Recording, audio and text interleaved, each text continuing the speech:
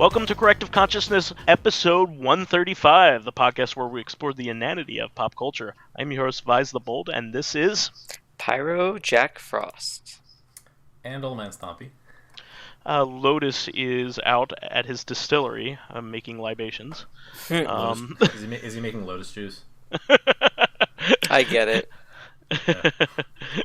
But Lotus actually got a break for once, so hosting day duties defaulted to us, but mostly because we had a request by OldManStompy and Pyro here in order to talk about Kingdom Hearts, especially in the light of a game that took a little bit of time to come out. Just a little bit.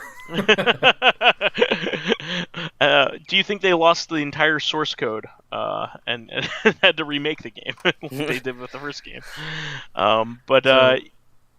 Funny story. There was just an article about how they when they programmed the Disney World into the movie, they actually use the assets now that they're remaking Disney movies that were originally made in CGI. They're like using pieces of the models from Pixar and like Disney Animation Studios. So oh wow. Like not only do they not need to develop necessarily the source code, but like the source art, is now coming directly from Disney itself.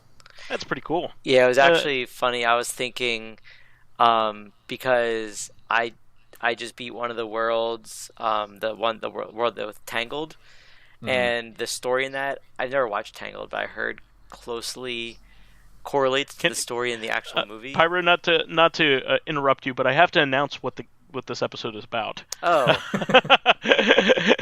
I have alluded to it. So this is, of course, the Kingdom Hearts series. So please do continue. Sorry. Yeah. Well, I'm in Kingdom Hearts 3. I'm in the Tangled world. I just beat the Tangled world, and I heard that because I've never seen the movie, that the story in that world closely follows the story in the movie. Mm-hmm. And I was just thinking how long this took, how soon into development Square knew which movies / Disney properties they were gonna have, because it would have been really cool if, like, in the movies they had like some of these characters just randomly in the background. So it's like this is all happening in one shared universe. Well, Wreck-It Ralph kind of did that in the Disney movies themselves, right? Yeah, but I'm just thinking, like, Sora, in the background of one of the Tangled scenes, you see Sora walking around. Like, wait, what? Who is this character? Random character. It's like, oh wow, this is going on during that spot in Kingdom Hearts 3. So I heard a comment in passing. I don't know whether it's true, but I heard there are no Final Fantasy characters in this game at all. I mean, is that true? It became less and less Final Fantasy as it went on. Like one had a lot ish. Two had one has Tidus and the guy from 8, right? One had Riku, Tidus. I think two had Riku. Oh, so they were going to put Riku in one, but there's an actual Selphie. Kingdom Hearts character. Yeah, sorry, Selphie. One was Selphie, Waka, and Tidus, and Leon. Yeah, and they were like little kid versions of them, right? And Leon and Yuffie. Yeah, and Cloud and Sephiroth, and then 2 had Cloud, Sephiroth, Yuna, Pain, Riku, and I think and Auron, but then none of the other Kingdom Hearts games, as far as I could tell, had Final Fantasy characters, but they still have... I would assume Cloud and Sephiroth are in the new one too. Because as far as I know, I heard they are not. Really? Yeah. They're like staples of like the main tentpole games, because like they're like the challenge battles, right? So well, what I had heard about it was that when Kingdom Hearts was first released, they leaned really heavily on the Final Fantasy, even though like the characters themselves have almost no relevance to the plot whatsoever, except that they are actually like the Final Fantasy characters. But they could be played by literally anybody, and the plot would have played out more or less exactly the same. Except maybe for Cloud. Like Cloud was the only one who like actually figured into a plot of one of the Disney worlds. He was Auron like, in 2 also. Yeah, so like that's kind of a running gag, because I think Zack was also in the underworld in, I think, Birth by Sleep. So from Final Fantasy VII. So like Hades is notorious, I think, for actually pulling the Final Fantasy characters into his plots. But otherwise, they show up in a world called Hollow Bastion, which is like James Wood, screwing up everything constantly, especially on Twitter. He's back in Kingdom Hearts 3, and I am not happy to yeah, because he's a dirtbag apparently. He outed himself as a dirtbag on Twitter. Mm-hmm. Wow. But anyway. So, like, as the series, so like, Dream Drop Distance was the last like sort of major canonical game, the one that like actually like furthers the main storyline, and that had the characters from The World Ends with You that has nothing to do with Final Fantasy whatsoever, and mostly the Final Fantasy characters are Tetsuya Nomura's personal designs. There's only like two or three of them in the entire series that weren't from games he made, you know. There weren't any from anything before 7, of course. There's one, and it was a weird cameo. So in 2, there's Setzer from Final Fantasy 6. There's like this tournament where you play a mini game, and it's supposed to be like kids basically playing Nerf wars against each other. But for some reason, Setzer as a grown ass man is like the final boss, and you have to fight him as a little kid. I do not remember that. It's really unsettling. Wow. But yeah, I mean, like in 3 they lean more towards the names of spells and like the monsters and mogs and stuff more so than monsters. Are Moogles in the game? Mog is a Moogle. I meant Moogles. But yeah, they're like the shopkeepers are Moogles. There's constellations in the gummy ship areas that are different Final Fantasy monsters. The spell names are obviously like Final Fantasy spell names, which it's not like that's being creative. It's fire, water, thunder, but it's like they have that connection. I think the connection more so is just it's a Square game because Square realized they don't need to have the Final Fantasy characters in there. I mean, I don't know why, but the idea is that like Sora, Sora and Riku and Kairi and Axel and all the other and everybody else, the veritable sea of original characters in Kingdom Hearts are strong enough like that people are really invested. They want the conclusion of this story. Like people who want to see Cloud again have the Final Fantasy VII remake. When the first game came out, I was excited because like Final Fantasy VII was like my favorite RPG. And you forgot Aerith was in Kingdom Hearts 1. Like she was canonically dead, and the Disney brought out some like major star power to voice the Final Fantasy characters. Some of them, right? They had like Lance Bass from NSYNC to voice Sephiroth. Cloud. He was the Sephiroth. He was the baritone from that boy band, so he actually had like a really good voice specifically for Sephiroth. And Aerith was Mandy Moore. In the first one, and Mina Suvari in the second game. So like those are not trivial names to have attached to your bit characters. Well, even Haley Joel Osment was really big when the first game came out. Yeah, he was a really prominent actor at the time. Right. Huh. Yeah, but like the Final Fantasy is kind of out of 3 as far as I've gotten. I'm like maybe a third to a halfway through, but it doesn't need it because. Like OldManStompy was saying, it's no longer about that. They've already drawn in the people they want to, and everyone who's playing it wants to see the conclusion of this. And you can kind of tell that it's wrapping up the story because they go over a lot of things and they've realized that there's like 12 games in the world now that people have only played probably 2 of them. So they kind of go through story bits that you need to know when you need to know them. Also, there's a day 1 DLC called the Memory Archive, which is like a really good recap. Not a really good, but it's like a pretty good recap of everything that's happened from 1 until currently. And it covers like 1, 2, Birth by Sleep, 358 over 2 days, Dream Drop Distance, a little bit recoded, a little bit of the mobile game Union Key. It's just funny because when I was going into this, I'm like, oh god, I need to like read up on all this Kingdom Hearts stuff because the stories are so convoluted and whatnot. But I watched like 2 30-minute videos. The second one mainly because I wanted to. But the first one was like in 30 minutes was enough to catch me up with everything. I'm like, oh, it's not that it's convoluted. It's just that there's a lot of unnecessary information in the games. So it reminds me of like Game of Thrones or Wheel of Time, in the sense that like when they came out, they were originally intended to be like pretty short series, maybe 3 or 4 books at most.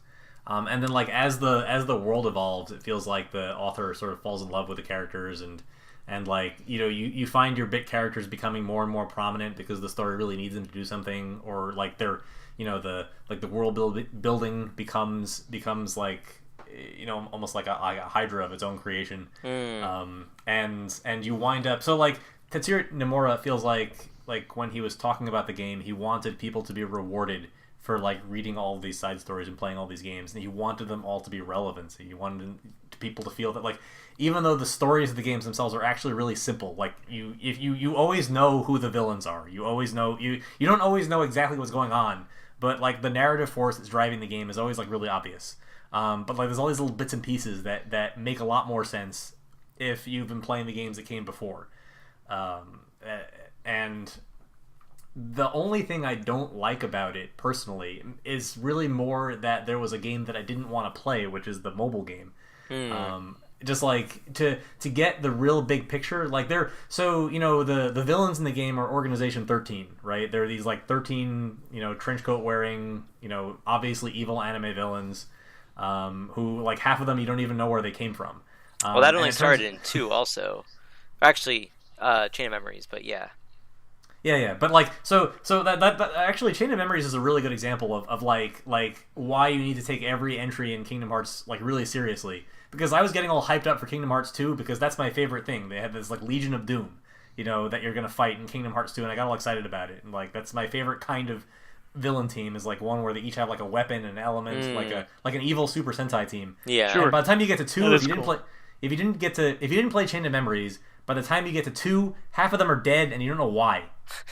Yeah, so it's like I like most of the Kingdom Hearts games that I played, and I understand like the reasoning of wanting every game to like feel meaningful, but I feel like it's kind of, I mean, granted, if Kingdom Hearts 3 came out when it was supposed to, let's say 10 years ago, it wouldn't be as much, but I feel like it's a disservice to fans at times to force them to play all these games to understand it when they're numbered the way they are. And I think it's like, if they called Chain of Memories Kingdom Hearts 2 Chain of Memories, then hey, cool, like sure you're making me jump systems, but this is actually part of the story. But instead you have all these ridiculous names and people don't necessarily know what order it's supposed to be, like which games should I play, you should play them all. It's a little bit ridiculous.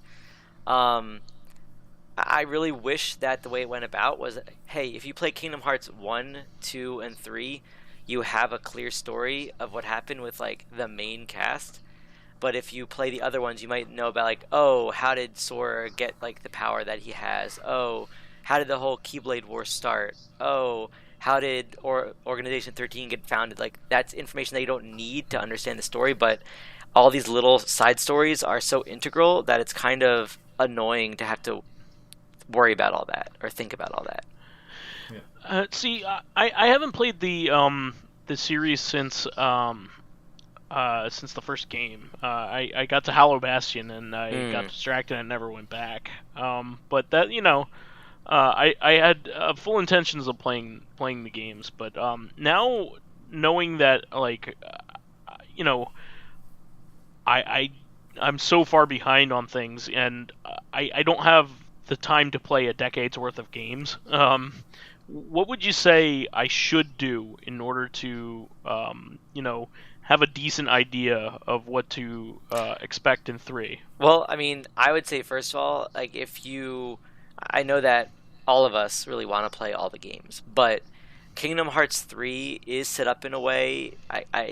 I'll have to give Tetsuya Nomura like the benefit of the doubt that he did understand that it's been so long since 2 and like some of the other games that you could just watch the memory archive in 3 and jump in 3 and it being your first one, and you'd be like, I kind of know what's going on, but I know enough to continue the story. I would say though, if you want like a little more, I would just say play 1, 2, and 3, and if you like, do I need to play Birth by Sleep? That one's. So, I mean, technically, you can consider Birth by Sleep as Kingdom Hearts 0 in terms of it's one of the more important ones.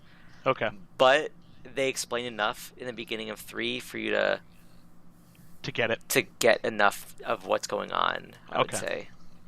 All right. So it's also like, I mean, I I had trouble playing Birth by Sleep because it's a story that you have to play 3 times basically. Three times, and there's not much different each time. Mm-hmm. So in terms of the ones that are like the most fun to play, you could because you can kind of get a sense. There's a lot of repeated scenes and a lot of things that you see from like other people's perspectives based on the game that you're playing. My favorite game, just in terms of the self-contained story, is actually probably 358/2. Really, that's known as one of the worst ones. Well, I mean the plot is basically what happens in the year where Sora is basically in a coma between Kingdom Hearts 1 and 2. And I can understand why people don't like the gameplay that much. It's mission based. It's Kingdom Hearts made for a handheld, like Crisis Core was for Final Fantasy VII, where like the storyline was really short, and then everything else was like a whole bunch of missions that you could do. But that game also still had like an incredibly strong story with a really tragic ending. 358/2 is a story where that like all the protagonists are going to die at the end, just by definition. Like the first thing they have you do is they have you play with all the organization members, all the villains, who are going to go die in Castle Oblivion and Chain of Memories, like right before they go, and they're all going to die, and like there's going to be consequences to like the makeup of the team because half your team is gone, like for the whole rest of the game. And especially if you've already played Kingdom Hearts 2, the main characters are Roxas and Axel, and this new character Xion, who's introduced for the game, who something must happen to because you don't hear anything about her in Kingdom Hearts 2. So their story just becomes increasingly more tragic, and it's so like simple and pure that like I felt like I was really attached to it. Like even my mom played that game, and like she made fun of it a little bit because like their big signature thing is that the Organization 13 is made up of like people called nobodies, which are like the husks left behind when you lose your heart in the Kingdom Hearts universe. But what they don't tell you is that you can like regrow the heart through like sufficient emotional stimuli or like making connections to people. Or if both your heartless and nobody are destroyed, then you somehow come back to life again. Maybe. Death is pretty cheap in the Kingdom Hearts universe if you're like sufficiently powerful to be important to the plot. Correct. Yeah, there's heavy plot armor for people who matter. But the idea is you have these other sides of a character who are going to cease to exist, and they think that their existence is meaningless, but they've been lied to over the course of the entire game, and they feel themselves developing these connections that they don't understand because they don't have any emotions prior to this. And I don't know, just like watching their emotional exploration is like very tragic. And like their signature scene is that the three of them are just like sitting on a clock tower eating ice cream. Eating sea salt ice cream. Sea salt ice cream, which is something that Nomura ate at like Disney World or something and didn't know it existed before then. So now it's in like every fucking Kingdom Hearts game. And there's a scene, just because you're talking about it, there's a scene in Kingdom Hearts 3 where I'm not going to say who's talking other than Axel's in it, and he seems to pull one of those popsicles like out of his butt because like there's no pockets in these jackets, and he's just sitting there, and all of a sudden he's holding one of them, and I'm like, where'd that come from? Like, you can't just make one of those appear like a Keyblade. But I mean, maybe that's his other Keyblade. Maybe he can dual wield like Roxas, but he wields a Keyblade and an ice cream stick. But I will say too, though, like all this bad mouthing in a way, all the games that I've played like were fun, more or less, and their stories were like the Kingdom Hearts 3, the Kingdom Hearts world, even though it can be a little convoluted and like stupid at times, and like, hey, my friendships are my power so much, it's still like a pretty fun story where it's like I still smile whenever they do some things. I'm like, this is so simple, and it's like it's just a story of good versus evil with like some really weird stupid shit involved. Like I don't know if you want to get into it, but OldManStompy, do you know why all the nobodies have an X in their name? I mean, isn't it just because he's like obsessed with the Keyblade or something? Like I thought that was it originally. Part of it, but them having X's in their names allows him to spy on them. Okay. Yeah, that's how stupid the Kingdom Hearts story can be, but it's like funny stupid. But I don't even want to say that it's stupid. It's like a lot of it. Well, I'm saying stupid and not like. Tell you, when it's not foreshadowed, but like when they tell you something, it's like, oh, actually. So like I got a lot of appreciation for the main villain, this guy Xehanort, as the series went on, because like as they started telling you like all the things that he was up to, like I know there were like restrictions to the story and like things that felt artificial and like they seemed like assholes at the time, but like when they tell you it and you take it the bigger picture, like it's like actually that's a really good idea, and like I can see what the theme of the idea is. You have these like 13 nobodies, right? They form Organization 13, and the reason that Xehanort chose nobodies is because he wants vessels that he can overlay his consciousness onto, because he wants to avoid the problem that when you assemble villains, they always betray each other. And like it's never explicitly stated in the series, but that's exactly what he's trying to do, and it works in contrast to Sora and his team, who are just united friends. They don't need that problem. They have complete trust in each other, so they're like perfect foils from each other from a thematic standpoint, not just from the fact that they represent light and darkness in the stated narrative of the game. And like part of the reason the series becomes so complicated is just because Xehanort has like several different backup plans, which most villains don't have. He doesn't have exactly 13 people to use. He's got backups. He's got alternate versions of the plan. He's tried to do this several times, and this seems like the one that makes the most sense. Like he's been working really hard at this, and like the only like what sort of it's a, how to explain it? It's like an information imbalance. The player doesn't know any of these things. So, for example, you don't have the dramatic tension where the villains know something the heroes don't. The player is also kept in the dark. You have no fucking clue what's going on half the time. So, like, of course things don't make sense when they happen, right? Yeah, I mean, and I didn't mean, like, stupid as in stupid. I meant stupid more like silly stupid, where it's kind of ridiculous and, like, where did this come from? But also kind of to what you were saying, I agree that it's like when you put it all together, it's really interesting, his plans, but at the same time I always think of it kind of connecting a little bit to my thought of Arrested Development. Like how many of the jokes in Arrested Development did they plan like in the first season, or how many did they like when they were making season 3, they're like, oh, this is funny, or this is an interesting thing, let's just pick that out and make a joke out of it. Whereas the same thing with Kingdom Hearts, like how much of the world did he build when he made Kingdom Hearts 1, and how much was it that as he was going, we're like, oh, I'm going to do this now. And sometimes it felt like that, but in the end, like the whole story put together, it's cool. And like what I was trying to say too is I enjoyed the games. So even though, yes, I mentioned that I wish it was just 1, 2, 3 was the clear story, when I played Birth by Sleep, even though, yes, I had to play the same game over 3 different times, like the story that it told, I'm like, this is actually kind of interesting how this whole thing started, kind of. When I played the mobile game, it was a little interesting how like it started before Kingdom Hearts Birth by Sleep.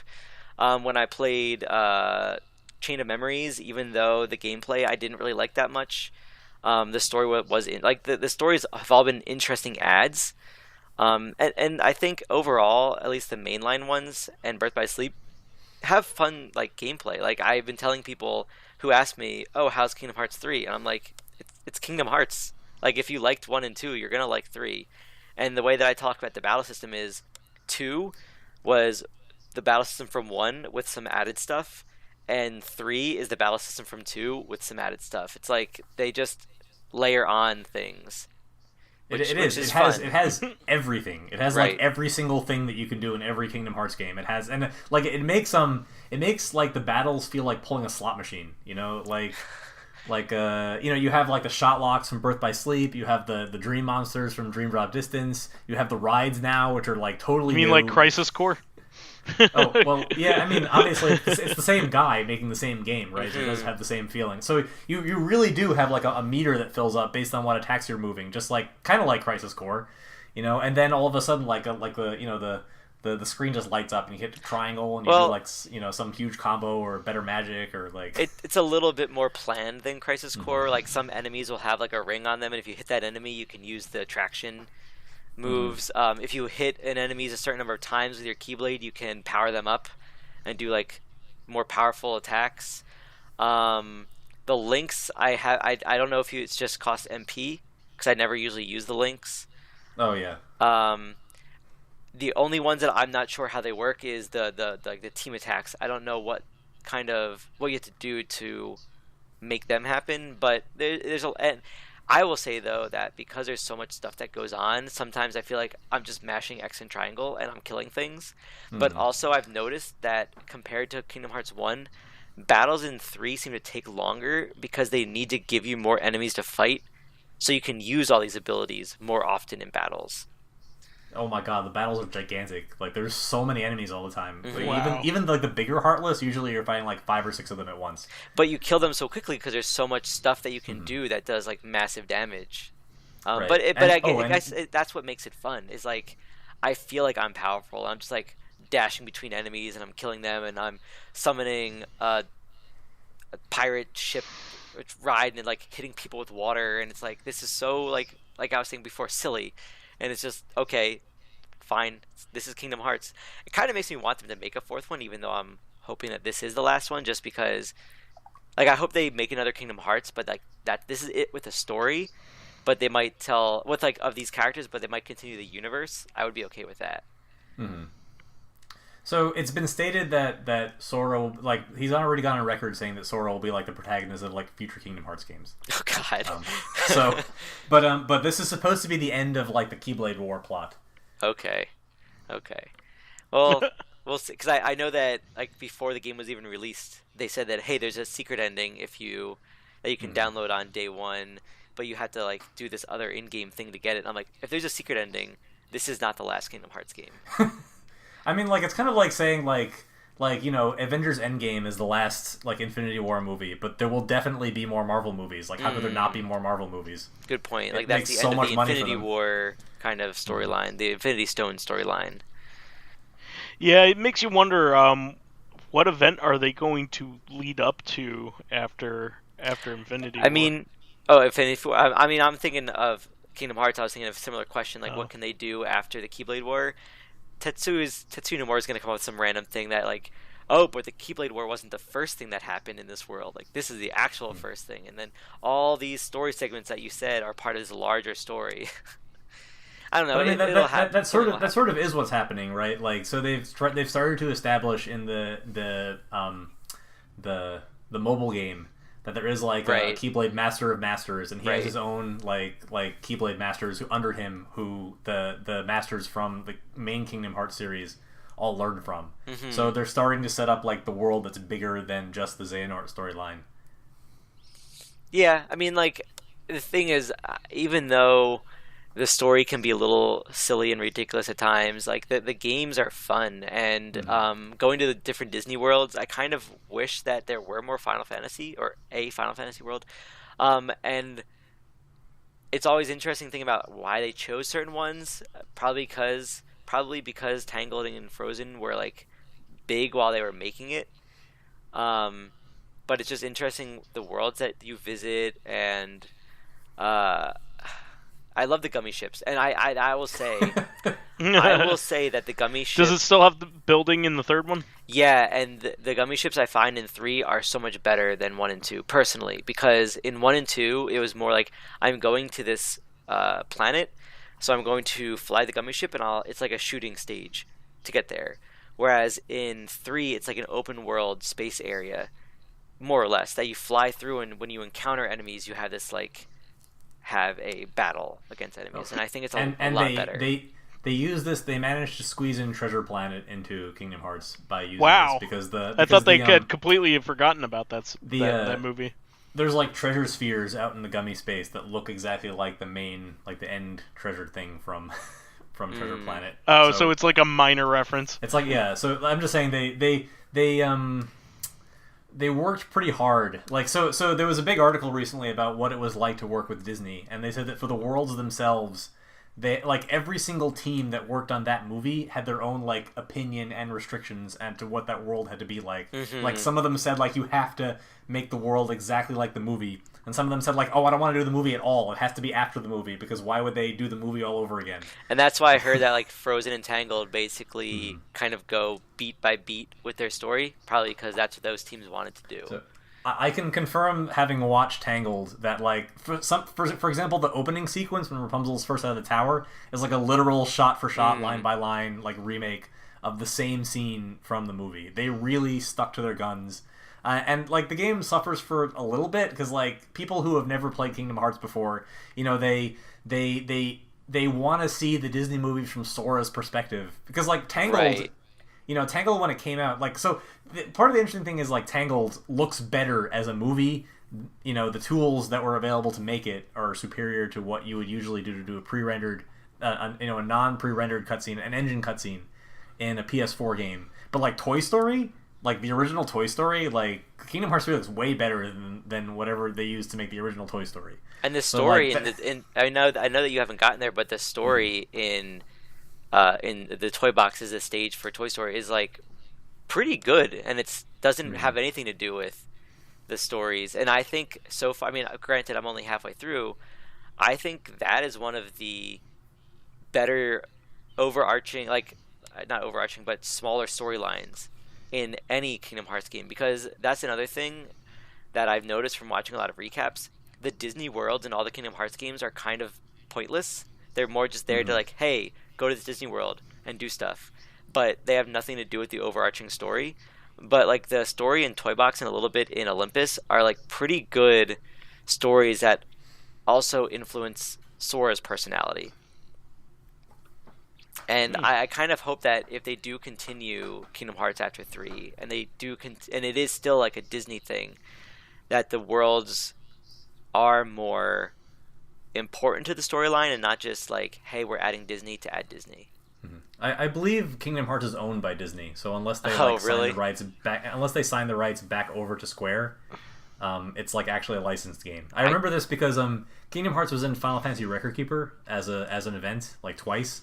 And like every single thing that they put into the game, every asset, even if it was just like a piece of pixel art, had to have like copyright Disney on it, which never happened anywhere else in the game. That would explain why in Tokyo Disneyland there are Kingdom Hearts themed hotels. Mm-hmm. I think that probably makes a lot of sense given the less and less influence of the Square characters have in the series. Yeah, Disney owns Kingdom Hearts. Yeah, so that makes sense. I had a feeling that it was kind of like that, but there are still original creations of Square in it, so it still is a co-production, right? You know, because Sora is a Square character. Well, it might have been that when Kingdom Hearts 1 came out, it was owned by Square, and then Disney bought it and probably bought all the other stuff with it, so they might own everything. Maybe they have the source code of the original game. Is this like a thing? Like, I know we've talked about this a few times. Like, do we expect that the source code of Kingdom Hearts 1 was lost forever? It was. It was. They had to recode it from scratch to make the remakes. That's why they called it Recoded. Yeah. No. Well, no, Recoded is a different game, but yeah. Yeah, I know. I was joking. But yeah, Kingdom Hearts 1 had to be remade from the ground up in order to be sold on PS3 and PS4. Also, that would make sense why when I booted up Kingdom Hearts 3, the first company to show up is Disney. And I'm like, wow, Disney must put a lot of money in this if they're first, but no, they own the properties. That kind of makes a lot of sense. Right. But yeah, it's a gigantic world, and I find it an interesting world. I just wish there wasn't so much I had to play to get the stories. But it's fun, and I recommend, like, whether you have played other Kingdom Hearts games and you thought they were good enough, like you don't need to play all of them, go play 3. Because the memory archive, if you've been wanting to get into Kingdom Hearts and you don't know where to start, I would say just start with 3 because it has everything from the other games. And if you really like the story, want to learn, like I would say, if you want to start with 3, which kind of wraps up the whole story. But if you're like, I want to know what happened in X, Y, or Z, there's a game that will like explain that. Like if you want to know, like what happened to Sora before like these, you play Kingdom Hearts 1 and 2. If you want to know how, like about the first Keyblade War in a way, well, not the first Keyblade War. That was the mobile game, right? Yeah, it's the mobile game, but so I wouldn't recommend that. If you want to know like about like the Aqua, Terra, Ventus characters, play Birth by Sleep. If you want to know more about like the Organization 13 members, you play 358 over 2 days and a little bit of Chain of Memory. Like there's a whole like, if you start with 3, you can branch off to learn a little bit about those characters. Yeah, Birth by Sleep has them too, right? Before they became nobodies, some of them. Yeah, a little bit. I know that they're like not as that big of a So how do you Of become a numbers. nobody? If so, there is this really funny video that I watched called "A Good Enough Explanation of Kingdom Hearts." Uh-huh. It's actually really funny. But it starts off saying like, here's like 10 things you need to learn to understand before I continue with this one. And the first one's being a heart is not a heart. A heart is more like your soul. So Okay. if your soul gets taken from your body, that forms a heartless, and your soul becomes that heartless, and then the husk, as OldManStompy said, that it doesn't have a soul anymore, is a nobody. But only if you have strong enough willpower do you actually have a humanoid-looking nobody. Otherwise, they're like really weird-looking creatures. Okay. And I mean, they're still pretty weird-looking anime guys. Like even That's true. The top level nobodies, and like But they they're- look they're- weird in their human form normally anyway. I They do mean, still they have look- that weird So hair. so that's who Roxas is, right? Roxas is Yes, he's. is Sora's nobody. It's a lot more complicated than that, but basically yes. What? Well, Sora does become a heartless like close to the end of Kingdom Hearts 1, and like Roxas is the nobody left behind. I But think. he's not. He's kind of like Sora's nobody, but he's not. That's why he doesn't look like Sora. Like all the nobodies look like their living Their source counterpart. material. Yeah, the Yeah. source material. And that was kind of why they made Birth by Sleep. So originally you play Kingdom Hearts 2 and you're playing this character, you're like, why am I not playing a Sora? What's going on? And then you find out that he's Sora's nobody, but then you're like, wait, but why does he look different? And then if you play Birth by Sleep, you understand why he looks different. Because Birth by Sleep, There's some yeah, great lines in Kingdom Hearts 3 by Axel because he is intended to be the audience surrogate in this game. No. yeah. So it's like, what the hell's going on? Wait, what? But yeah, Wow. it's So I'll say- are the nobodies bad? Like all the nobodies that I think have been introduced that I know of are bad, including Roxas? except for Roxas. Oh, and I So guess Axel too. the point for them is that like they like I said, the reason why I like 358 over 2 is that they're not bad because like there's something intrinsically bad about being nobodies. It's because when they wake up they have basically no emotions or personal connections whatsoever or memories. And they've been like expressly lied to by Xehanort to become like the evil organization, and many of them have like tremendous problems with this. And like as Who's Xehanort? as he's the villain. He's the overarching villain in the 12 games that have come out. You could say. Oh, okay. So he's the It's the first time I've ever heard of him. Well, he So was really his, only introduced in. Was he introduced at the end of 1 or was it in 2? He's you see him like you really see him in Birth by Sleep. That's where when you meet him in the prequel, and But you he's see talked him about in like Chain of Memories and 2, I think. you see him in the cutscenes, like you see him in the final mix secret ending of Kingdom Hearts 2. That's the first time you like really. I mean, like of course you've heard the name a couple of times. I think in the Kingdom Hearts 2 like hidden dialogue or whatever. That's the first game that implies that he exists. Okay. Exists.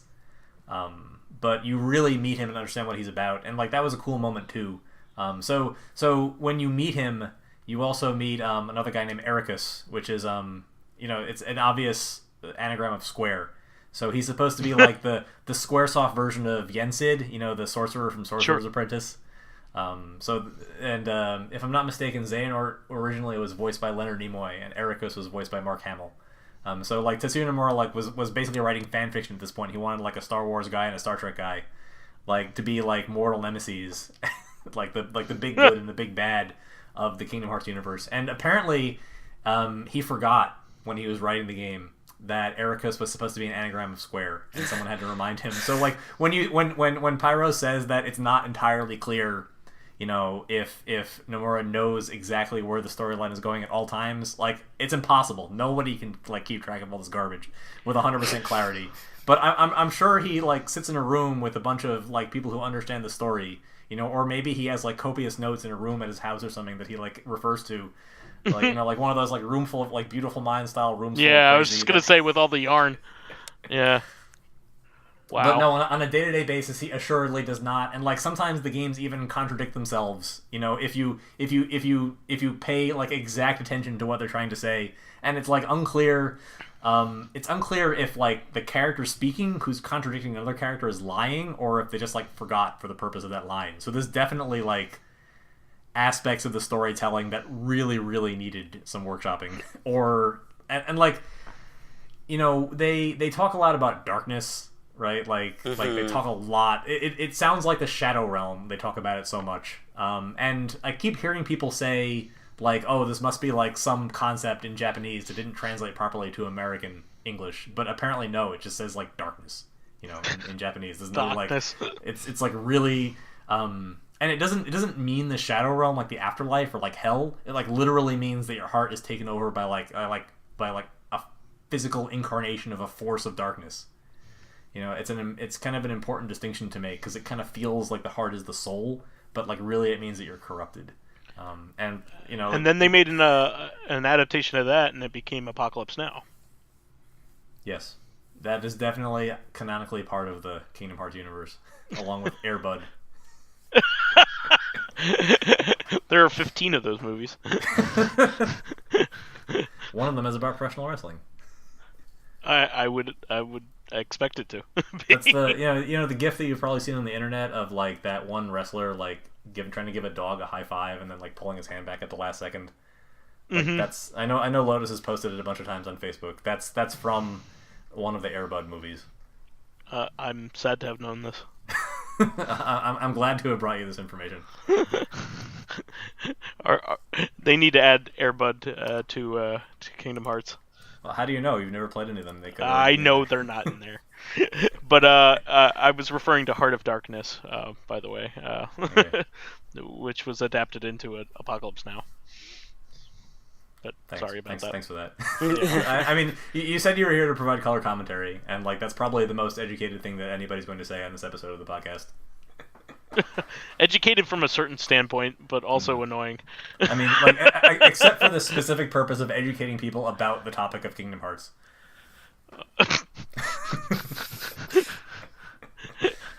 It was later the namesake of a PlayStation game that had nothing to do with anything. Featuring Dante from Devil May Cry. But yeah, please go back to Roxas and the Soras. Did we? Do you want me to explain?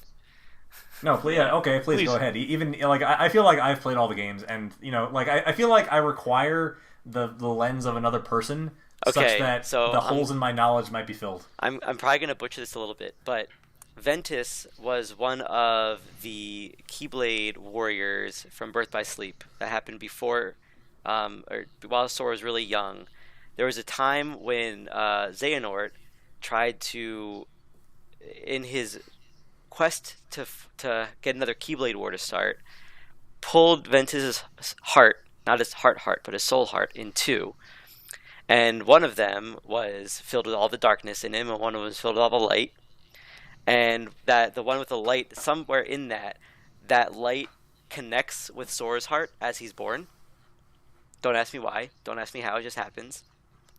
So near the end of the game, when Ventus dies, his heart doesn't go away. His heart goes into Sora's body. So throughout all of the games, Sora actually has two souls inside of his body. That of himself and that of Ventus. And then, so what happens is, that's also partially why when he turned into a Heartless in the first game, he didn't completely like turn evil. Like, I guess being of pure darkness isn't evil. They only know death, let's say. But that was why. Also, there was a point when Kyrie's heart was also in Sora. And this is also why I think in Birth by Sleep, the evil version of Ventus looks like Sora, even though Sora hasn't really been completely born yet. And that's also why Roxas looks like Ventus, because it's actually Ventus is nobody in a way, not Sora's nobody. They had to change the voice acting of Vanitas in Kingdom Hearts 3 too, right? Because Sora wasn't in Birth by Sleep, so it was like really so like you didn't have the comparison of like Sora's normal voice acting with Vanitas's. So yeah, like, so they had to make him like really like nasty sounding. The short answer is, the reason why Roxas doesn't look like Sora is because Sora has two souls inside of him, and the soul of this nobody, the Roxas's nobody is basically the other soul inside of Sora.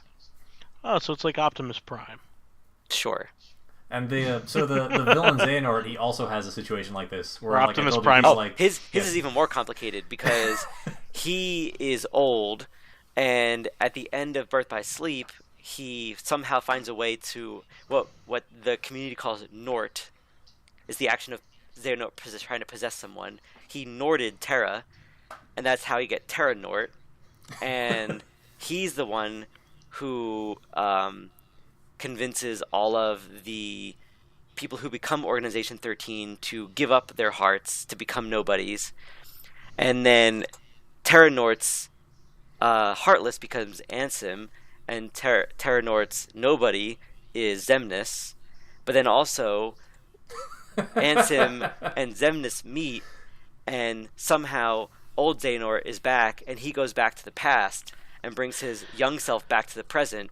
So there's like 4 versions of Xehanort at least in Kingdom Hearts 3 alone. You know, this is more complicated than explaining what Superboy Prime is to anybody. but like Which is probably the most confusing thing analog to like comic books But that I could come up with. The thing is, it sounds really confusing, but trust me, if you watch one of those videos explaining it, you're like, oh, that actually kind of makes sense.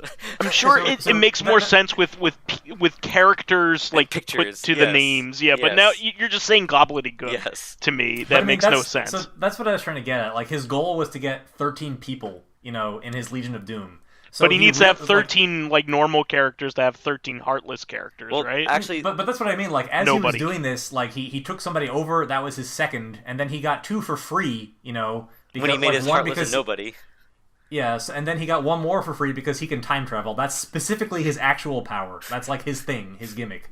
He can time travel, but only to like a time that he's alive during. That's why that's like his because time travel always has arbitrary restrictions to keep it from being insane. And overpowered. But it already is if you can time travel anyway, but yes. Well, sure. Because what's stopping us from when we beat him in the end of 3 for him to time travel and do some other stupid shit? Maybe he's like one of the Cyclopses in that movie we were watching at Magfest, that can see his own death, and he has no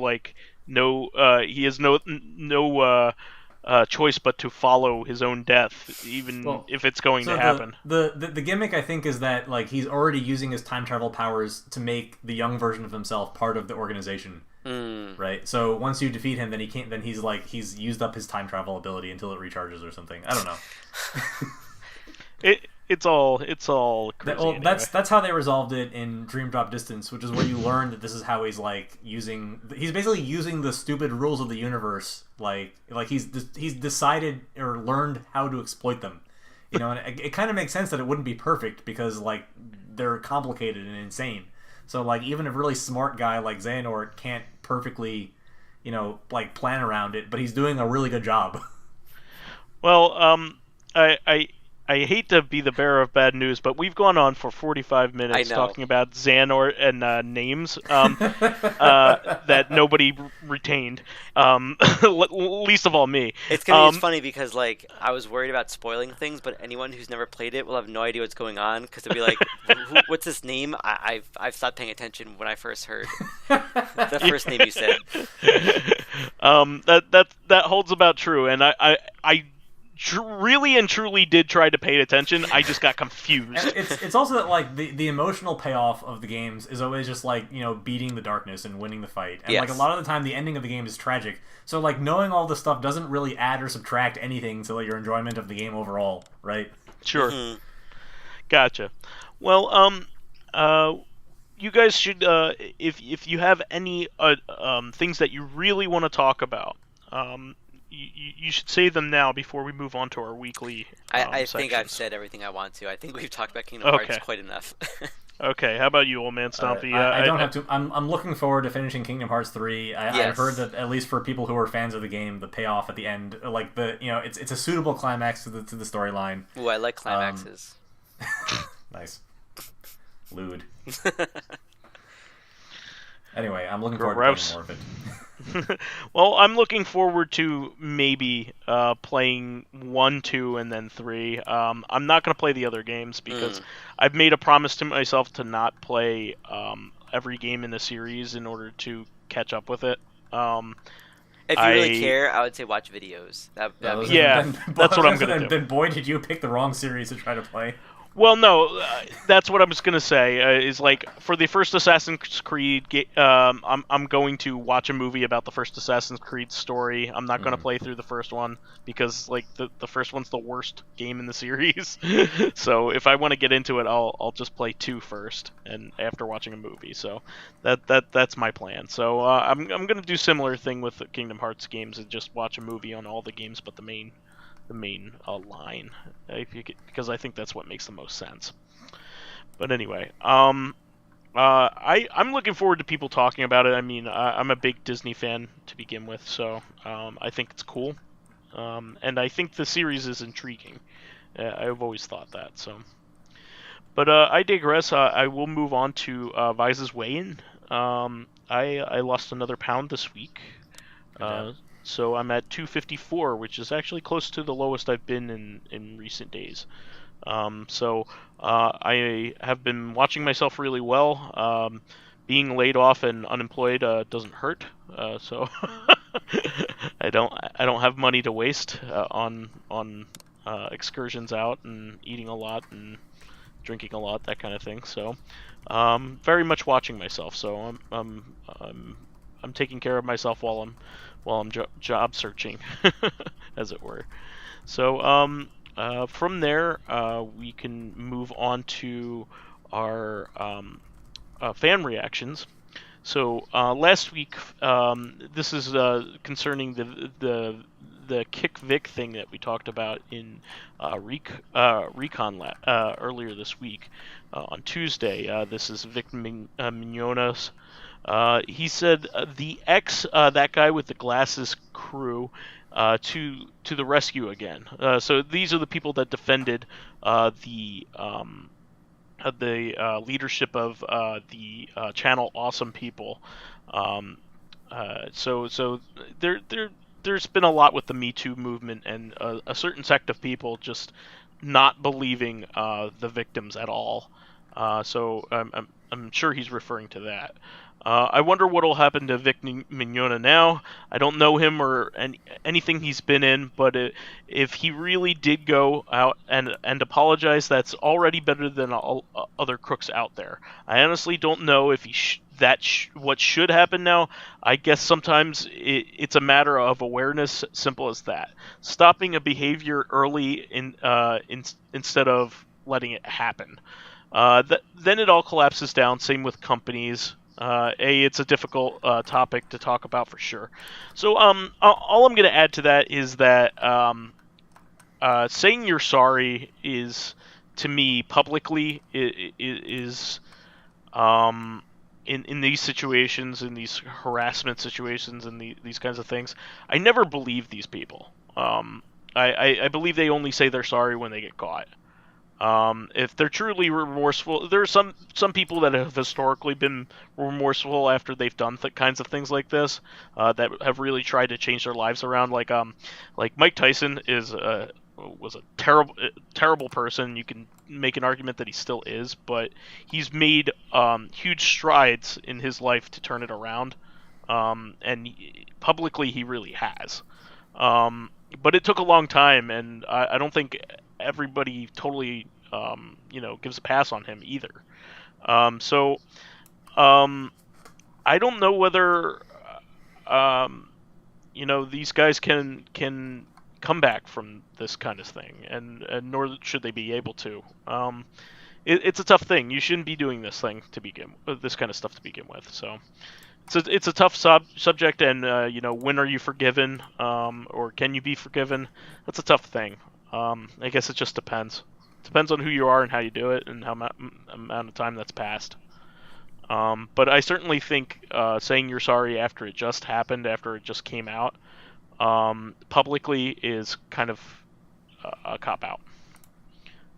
Saying that you're sorry privately to somebody is something different. But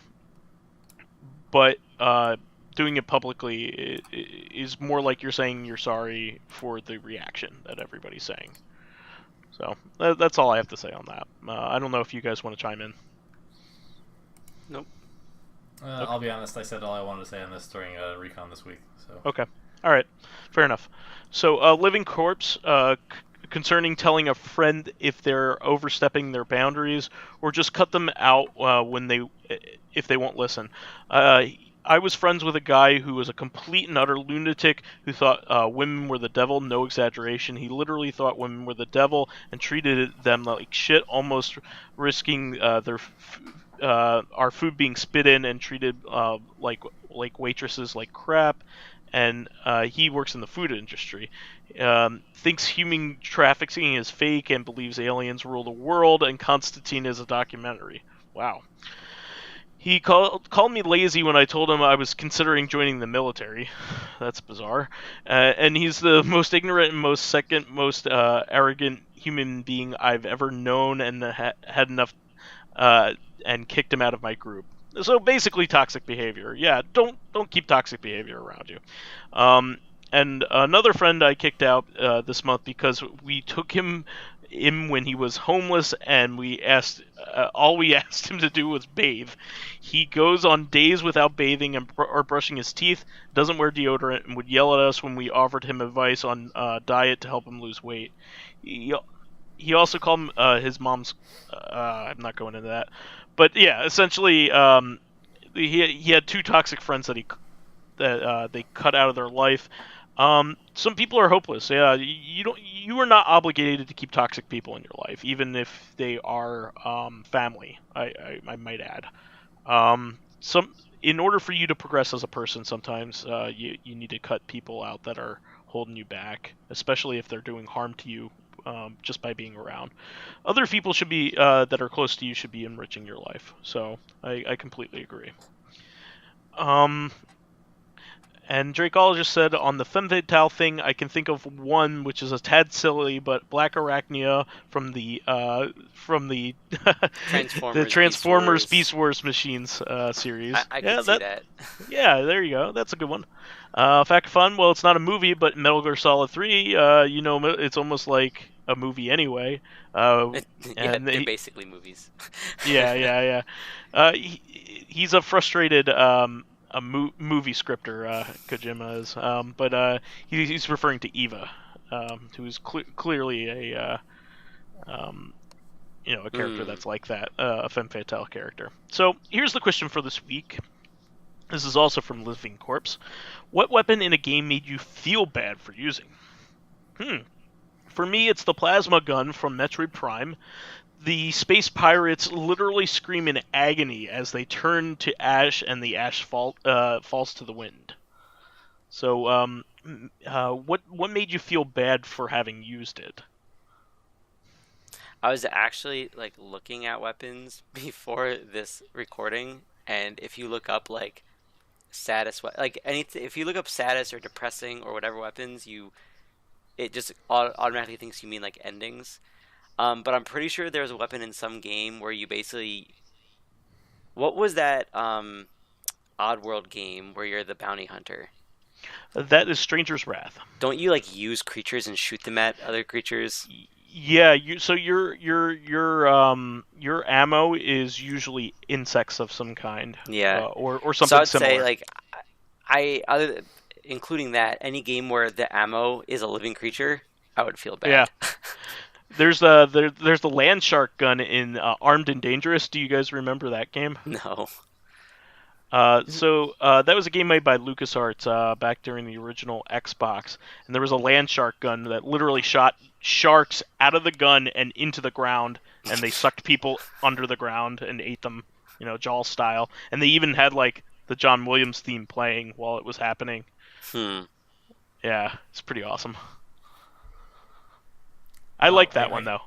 I can tell you what doesn't make me feel bad, which is the actual plasma gun. I totally disagree with Living Corpse in this one. I thought that was the greatest thing when I got the plasma gun in Metroid Prime. I thought it was a great interpretation of what that would look like in a 3D action game. I have no sympathy for the space pirates. They're terrible. Uniformly, they murdered her parents, right? Oh, the whole race didn't. Well, yeah. Well, I mean, Ridley specifically did, But, yeah. But I mean, the space pirates are evil, so They are chaotic evil as a race. They're Actually, the orcs of the Metroid here we go. series. Here's a weapon in a game that, when you really think about it, makes you feel bad for using it. Pokemon. Okay, all right, yeah, because it's like cockfighting. Yeah, sure. No, I get it. I was gonna say the Dream Nail in Hollow Knight. That's an excellent choice. So in this game, you can there are several dead NPC characters who you can kill even more than them being dead by dream nailing them and sucking them into your sword. You don't need to do it, but you can, and you can no longer talk to them as an NPC. You can literally So it's like and Dark some of them. Souls when you can kill NPCs and no longer be able to buy stuff from them.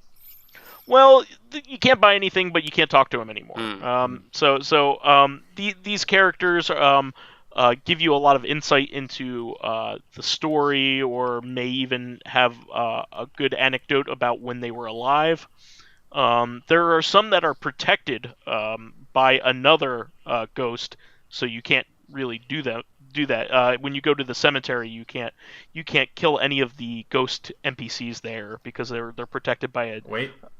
Actually, so if what happens, I've done this before. If you eat one, they're gone forever, and the Gravekeeper attacks you. But yes. you can force him to despawn by leaving and coming back. And if you do, you can take another one down. And you can eventually do this over and over again until you've emptied out the entire graveyard. Okay, so and you then can the Gravekeeper will feel terrible. He won't remember why he was there because there's no ghosts anymore, and so you can take him too then.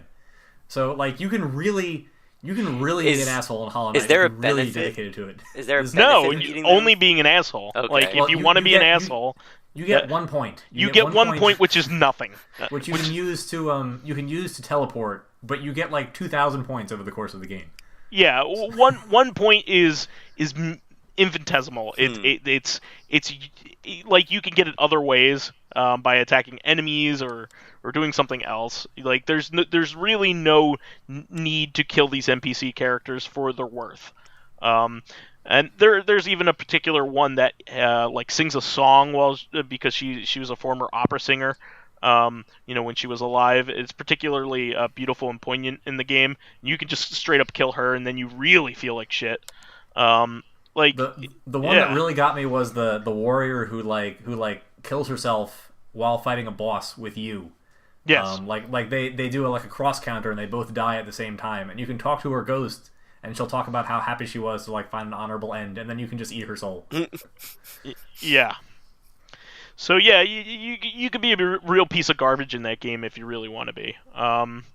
It's not particularly difficult to be a piece of garbage in that game, but you can be one. And that's my pick for that. For the most part.